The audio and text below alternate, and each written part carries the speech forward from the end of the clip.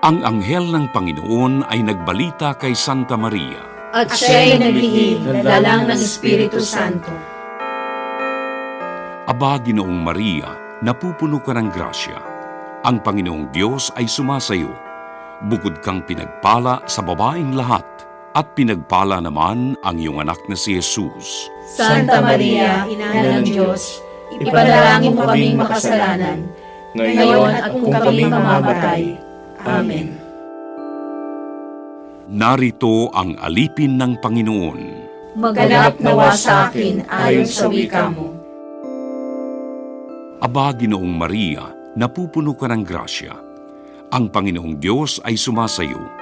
Bukod kang pinagpala sa babaeng lahat, at pinagpala naman ang iyong anak na si Jesus. Santa Maria, Ina ng Diyos, ipanalangin mo kaming makasalanan, ngayon at kung kami mamamatay. Amen. At ang Verbo ay nagkatawang tao. At nakipamayan sa atin. Aba, Ginoong Maria, napupuno ka ng grasya. Ang Panginoong Diyos ay sumasayo.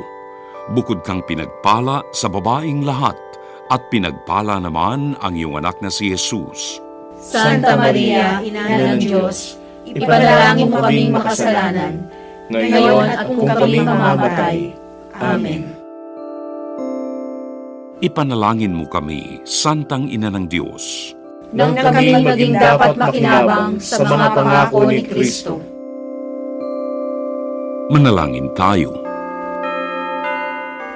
Panginoon naming Diyos, kasiyahan mo nawa ang aming mga kaluluwa ng iyong mahal na grasya, at ayayamang dahilan sa pamamagitan ng anghel, ay nakilala namin ang pagkakatawang tao ni Jesucristo ang anak mo.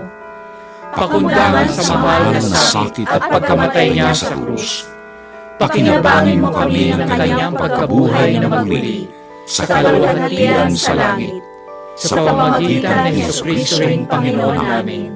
Shalom.